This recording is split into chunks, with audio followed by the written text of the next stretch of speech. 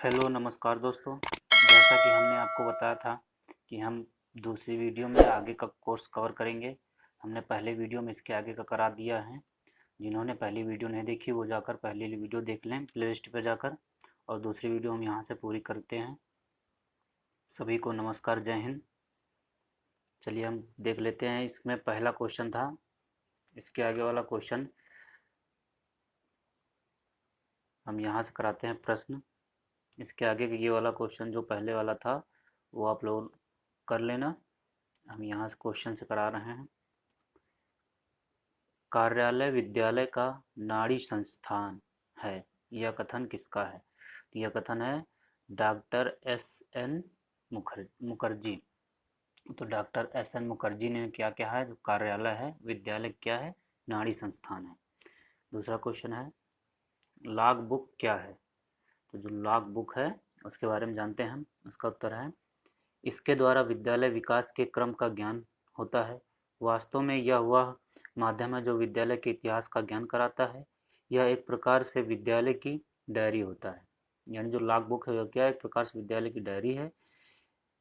इसमें तथ्यों का विवरण दिया जाता है, जैसे विद्यालय की विशेष घटनाएं, नवीन पाठ्य पुस्तकों, यंत्र कोर्स आदि का प्रस्तावना, विद्यालय के कार्य घंटे, विद्यालय के निरीक्षण हेतु आए विभिन्न अधिकारियों के हस्ताक्षर। ये सब होता है लॉग बुक में। अगला क्वेश्चन है प्राथमिक विद्यालयों को ग्रांट कौन प्रदान करता है? जो प्राथमिक विद्यालयों को ग्रांट कौन प्रदान करता है? तो ग्राम पंचायत तथा सरकार जो है वो प्राथमिक विद्यालयों को ग्रांट प्रदान करता है। नेक्स्ट क्वेश्चन है स्कूल कैलेंडर में क्या होता है? तो स्कूल कैलेंडर में क्या होता है? उत्तर इसका है यह विद्यालय सत्र के प्रारंभ से पूर्व की तैयारी कर लिया जाता है। यानी जो विद्यालय सत्र में प्रारंभ से ही बाद में क्या करना है उसकी तैयारी कर लेते हैं, जिससे विद्यालयी अवकाश, मासिक, सत्रीय, अर्धवार्षिक व वार्षिक परीक्षाओं की तिथियां, प्रवेश तिथि, विद्यालय चुनाव, विद्यालय वार्षिक समारोह, अभिभावक सम्मेलन आदि की संभावित तिथियां तय कर दी जाती हैं। अगला क्वेश्चन हमारा है धाराओं के प्रकार बताइए। तो उत्तर इसका है तापमान के अनुसार धाराएं दो प्रकार की होती हैं, गर्म धाराएं और ठंडी धाराएं। दो धाराएं होती हैं। अगला क्वेश्चन है ज्वार भाटा किसे कहते हैं? उत्तर इसका है ज्वार भाटा किसे कहते हैं? हम लोग फास्ट रिवीजन कर रहे हैं, जल्दी जल्दी से कोर्स आपको पढ़ा दे रहे हैं। इसका आंसर है सूर्य और चंद्रमा की गुरुत्वाकर्षण शक्ति के कारण समुद्र तटों पर 24 घंटों में 2 बार समुद्र का जल किनारे पर आगे बढ़ता है और फिर वापस लौट जाता है। इस प्रकार महासागरीय जल के ऊपर उठने को ज्वार और नीचे गिरने को भाटा कहते हैं। यानी ज्वार भाटा क्या? जब समुद्र का जो जल है वो जब ऊपर उठता है तो उसे ज्वार कहते हैं, जब नीचे गिरता है तो उसे क्या कहते हैं? भाटा कहते हैं। अब ज्वार भाटा के लाभ क्या हैं ये देखते हैं। ज्वार भाटा से निम्नलिखित लाभ हैं। नंबर 1 है ज्वार के समय उथले बंदरगाहों की गहराई बढ़ जाती है, जिससे बड़े बड़े जलयान भी बंदरगाह तक पहुंच जाते हैं और भाटे के साथ लौट आते हैं। इस प्रकार माल ढोने वाले जलयानों द्वारा सामान एक स्थान से दूसरे स्थान तक आसानी से पहुंचा जा सकता है।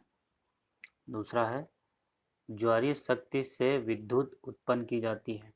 तीसरा है ज्वार आने के कारण समुद्र तट पर अनेक प्रकार की वस्तुएं जैसे सीप, शक, मोती आदि वस्तुएं किनारों पर आ जाती हैं। ये ज्वार भाटा के लाभ है। अगला क्वेश्चन है प्राकृतिक आपदा तथा मानवीकृत आपदा में अंतर क्या है? तो उत्तर इसका है प्राकृतिक आपदाएं विभिन्न प्राकृतिक शक्तियों के कारण उत्पन्न होती हैं। इन आपदाओं की पूर्ण एवं सत्य भविष्यवाणी करना असंभव है, जैसे भूकंप, सुनामी, बादलों का फटना, विस्फोट, ज्वालामुखी आदि। मानवकृत आपदाएं मानव के कुप्रबंध अथवा दुष्कर्मों के कारण उत्पन्न होती हैं।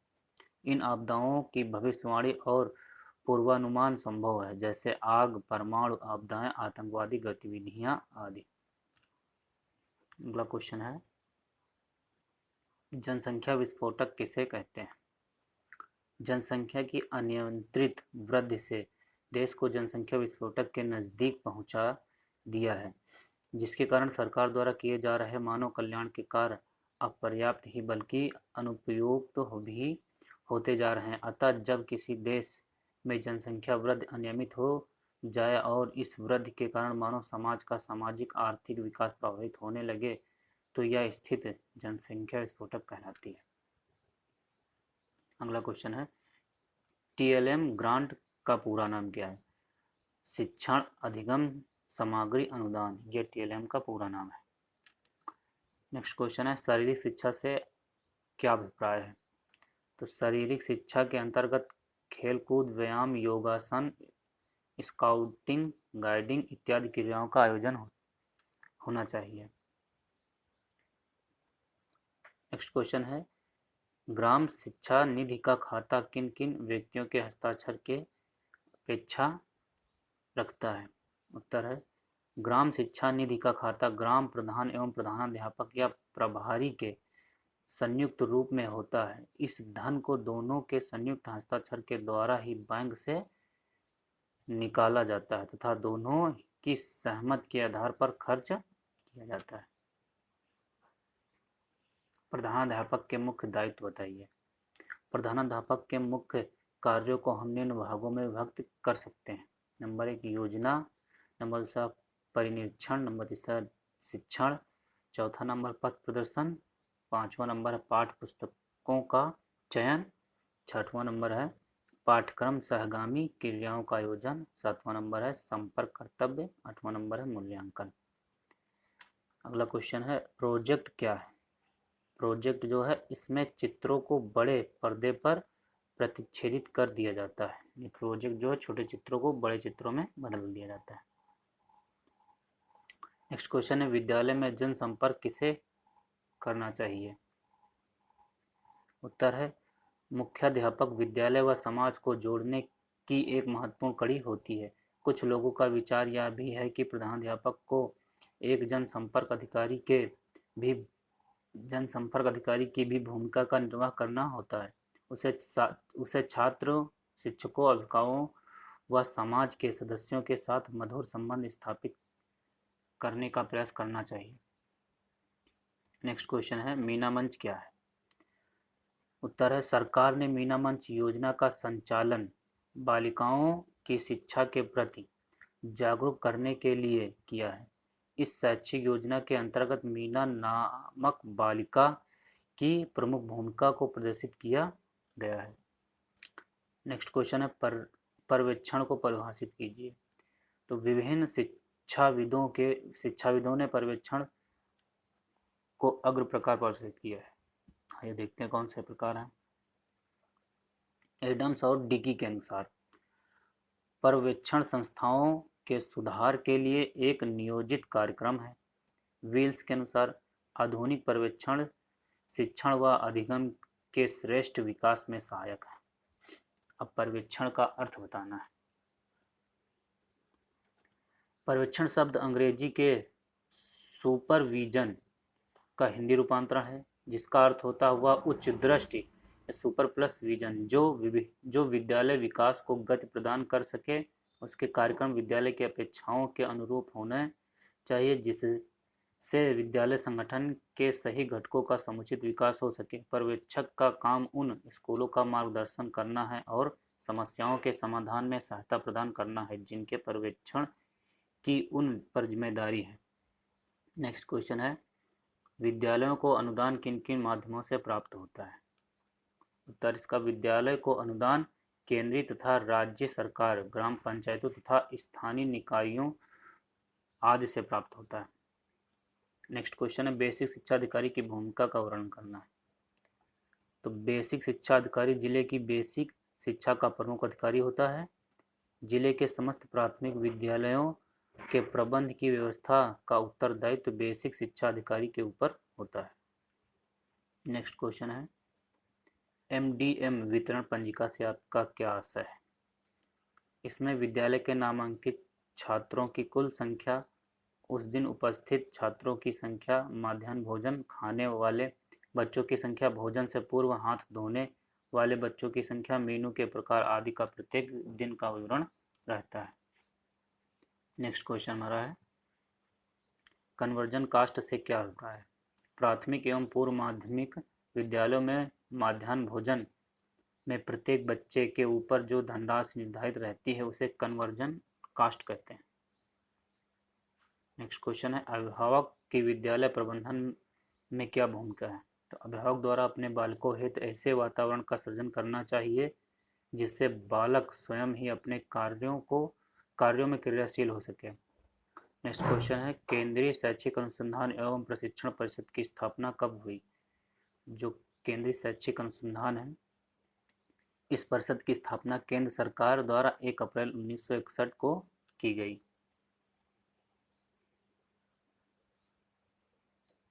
केंद्रीय नहीं है सॉरी, यहाँ पर राष्ट्रीय है, राष्ट्रीय शैक्षिक अनुसंधान एवं प्रशिक्षण परिषद की स्थापना हुई हमारी 1 अप्रैल 1961 में।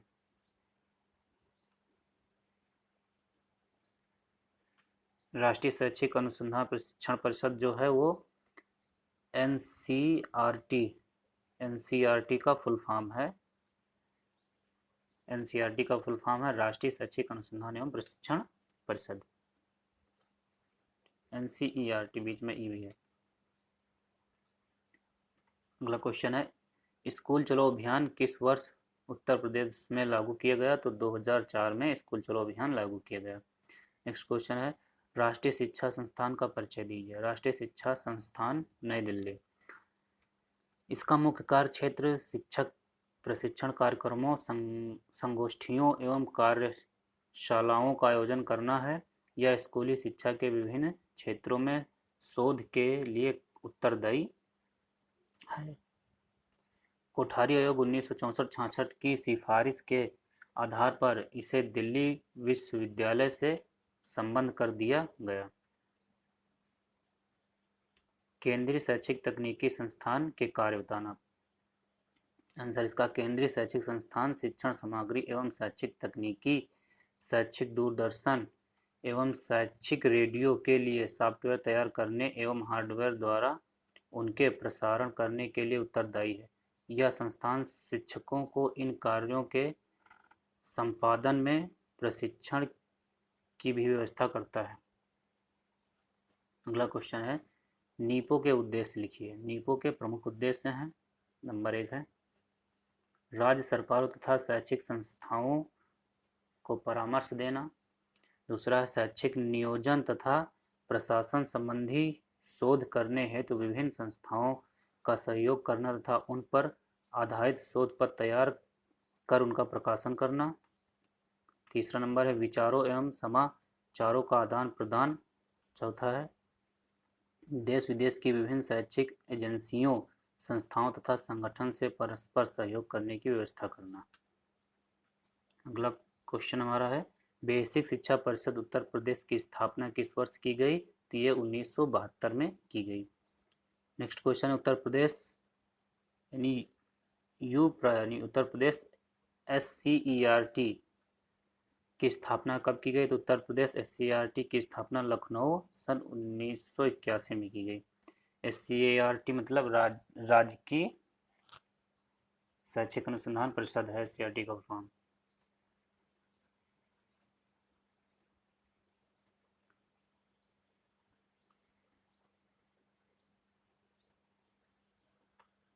राज्य शिक्षा संस्थान के 3 कार्य बताना है। तो पहला कार्य है शिक्षा एवं शिक्षण संबंधी शोध।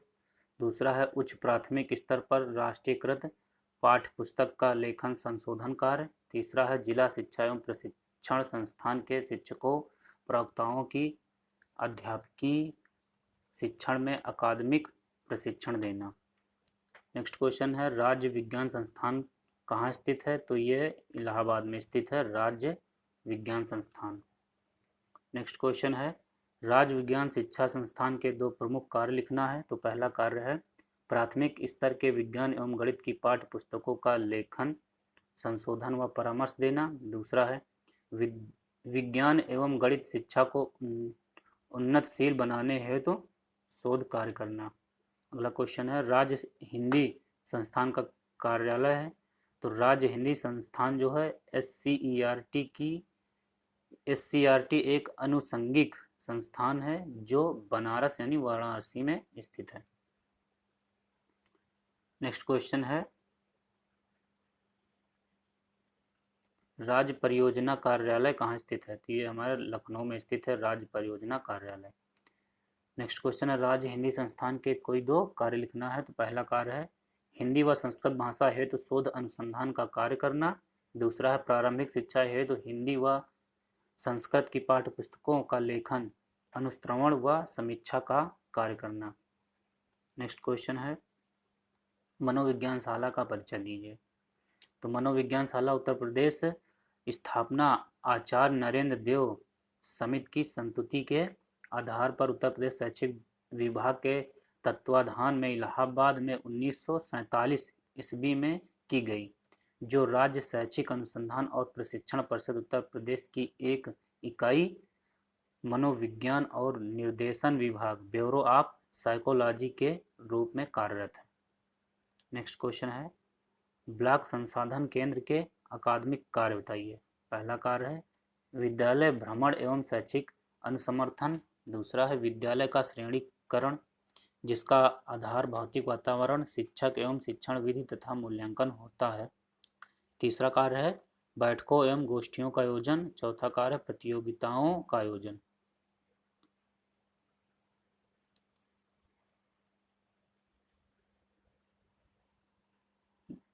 नेक्स्ट क्वेश्चन है NPRC क्या मतलब है? तो NPRC का अर्थ है न्याय पंचायत संसाधन केंद्र, ये NPRC का मतलब है। अगला क्वेश्चन है अध्यापक शिक्षा महाविद्यालय CTE के कोई दो उद्देश्य लिखिए। पहला उद्देश्य है माध्यमिक स्तर के अध्यापकों हेतु सेवापूर्ण प्रशिक्षण की व्यवस्था करना। दूसरा है नवाचार संबंधी प्रशिक्षण। नेक्स्ट क्वेश्चन है सीमेंट का पूर्ण रूप क्या है? तो सीमेंट का पूर्ण रूप है राज्य शैक्षिक प्रबंधन एवं प्रशिक्षण संस्थान। सीमेंट का पूरा नाम है राज्य शैक्षिक प्रबंधन एवं प्रशिक्षण संस्थान। नेक्स्ट क्वेश्चन है राज्य की शारीरिक शिक्षा प्रशिक्षण महाविद्यालय कहाँ स्थित है? तो उत्तर इसका है शारीरिक प्रशिक्षकों को तैयार करने के लिए इलाहाबाद और रामपुर में शिक्षा परिषद महाविद्यालय कार्यरत है। कहाँ है? यानी इलाहाबाद और रामपुर दो जगह पर है।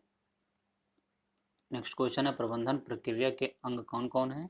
तो नियोजन, संगठन, निर्देशन, मूल्यांकन, नियंत्रण, सामंजस्य आदि ये सब क्या है? प्रबंधन प्रक्रिया के अंग है। नेक्स्ट क्वेश्चन है विद्यालय प्रबंधन के अंतर्गत कौन कौन से भौतिक संसाधन आते हैं? तो उत्तर इसका है मुख्याध्यापक का कक्ष, स्कूल कार्यालय, कक्षाएं, स्टाफ रूम, ड्राइंग रूम, भूगोल कक्ष, विज्ञान कक्ष, शौचालय, खेल का मैदान, पुस्तकालय, छात्रावास इत्यादि ये सब प्रबंधन के अंतर्गत आते हैं। नेक्स्ट क्वेश्चन है मानवीय प्रबंधन के प्रमुख घटक बताइए। तो शिक्षक, बालक और समुदाय ये तीनों मानवीय प्रबंधन के प्रमुख घटक हैं। नेक्स्ट क्वेश्चन लर्निंग कॉर्नर से आप क्या समझते हैं? सीखने का कोना अर्थात जहां रहकर बालक शैक्षिक गतिविधियां सीखता है उसे ही क्या कहते हैं? Learning corner. और आगे क्या है? वह विशेष स्थान जो शिक्षार्थी के सीखने में सहायता प्रदान करता है। लर्निंग कॉर्नर में समस्त सामग्री व्यवस्थित एवं क्रमानुसार रखी जाती है। ये होगा हमारा लर्निंग कॉर्नर। दोस्तों ये वीडियो आज यहीं तक थी। इसमें भी लगभग काफ़ी क्वेश्चन हो गए हैं। इसके आगे एक पार्ट इसका और आएगा। दो पार्ट में हमने कराया है कोर्स। पहला पार्ट आपने देखे हो देख लीजिए और दूसरा पार्ट ये हो गया और तीसरा पार्ट इसके बाद आएगा। 3 पार्ट में ही पूरा कोर्स ख़त्म हो जाएगा। अति लघु जितने भी प्रश्न हैं सब इसके ख़त्म हो जाएंगे। तो आप तीसरा पार्ट देखना ना भूलें और दूसरा पार्ट भी और इसका पहला पार्ट भी आप लोग देख लीजिए। Thank you for watching my video.